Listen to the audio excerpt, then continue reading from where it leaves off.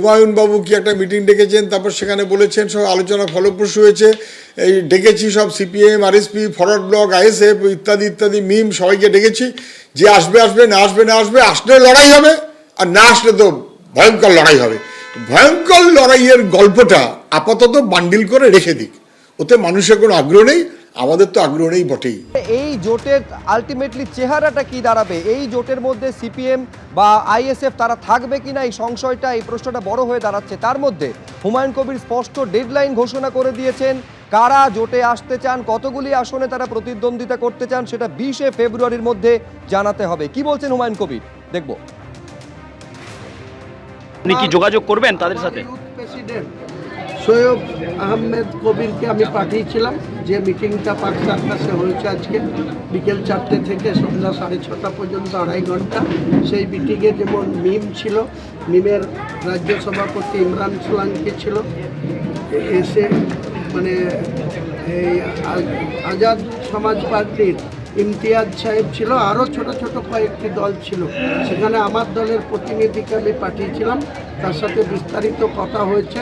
তারা আমার কাছে কী কী এই ছোট দলগুলো কোথায় সিটে লড়তে চাইছে তার ডিমান্ড 20 তারিখের মধ্যে পাঠাবে। আমি আগামী 25শে ফেব্রুয়ারির মধ্যে কারা কারা আমার জোট সঙ্গে হবে, সেই দলকে কোথায় তারা ডিমান্ড করছে, কোথায় তাদেরকে প্রার্থী পদ দেব, এসব 25শে ফেব্রুয়ারির মধ্যে কমপ্লিটলি আমাদের জোট এবং কে কে আমাদের জোটে থাকবে সবটাই আপনারা জানতে পারবেন। আজকে জোট নিয়ে যে বৈঠক হয়ে গেল, সেই বৈঠকে গড় হাজির রইল সিপিএম, আইএসএফ থেকে শুরু করে ফরওয়ার্ড ব্লক। মিমের রাজ্য সভাপতি তিনি বলছেন সিপিএম আইএসএফকে আমন্ত্রণ জানানো হয়েছিল, তারা আসেননি, কেন আসেননি বলতে পারবো না, তারা যদি জোটে না থাকেন, তারা যদি আলাদাভাবে লড়াই করেন, আমরাও তার বিরুদ্ধে প্রতিদ্বন্দ্বিতা করব। আপনারা শুনলেন হুমায়ুন কবির একটা ডেডলাইন বেঁধে দিচ্ছেন যে কারা কারা জোটে থাকতে চান, কত আসনে তারা লড়তে চান, সেটা 20শে ফেব্রুয়ারির মধ্যে স্পষ্ট করতে হবে। ফলে জোট নিয়ে, জোটের আলটিমেটলি শেপটা কীরকম দাঁড়াবে, এই জোটে কোন কোন রাজনৈতিক দল জোট শরিক হিসেবে থাকবে, তা নিয়ে সংশয় এখনো পর্যন্ত কাটছে না। আর এই অবস্থায় শাসক দলের কি প্রতিক্রিয়া দেখুন। এই পুতুলগুলো, সুতোগুলো সব বিজেপির হাতে আছে।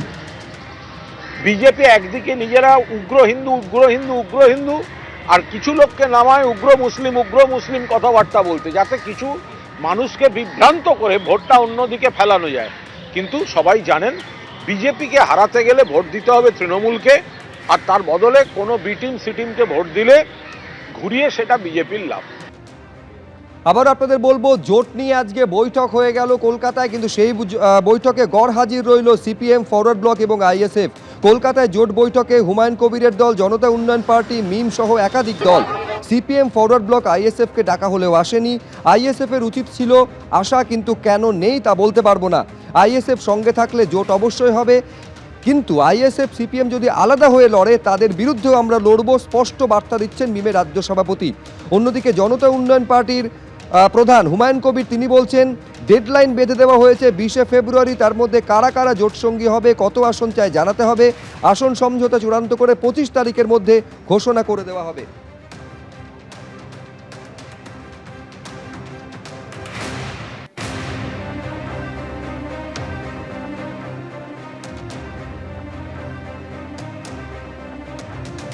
এবিপি আনন্দ, এগিয়ে থাকে, এগিয়ে রাখে।